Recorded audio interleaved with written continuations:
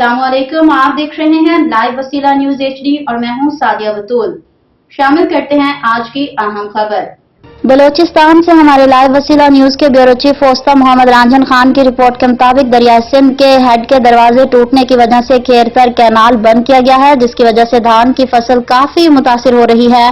धान की पनीरी शुरू होने वाली ही थी कि अचानक ये वाकया पेश आया। खेरतर कैनाल में पानी ना होने की वजह से जमींदारों और किसानों में बेचैनी की लहर छाई हुई है। गंदम का रेट कम होने की वजह से किसानों का पहले ही मुआशी कत्ल हो चुका है। अब अगर धान की फसल ना हुई तो किसान तबका जो पहले ही कर्ज में डूबा हुआ है, अब वो ये बर्दाश्त नहीं कर पाएगा। गवर्नमेंट ने मुतालबा करते हैं कि जल्द अज जल्द पानी की फरहमी यकीनी बनाए ताकि जमींदारों के धान की फसल नुकसान और तबाही से बच सके। मजीद खबरों और अपडेट्स के लिए देखते रहिए लाइव वसीला न्यूज HD।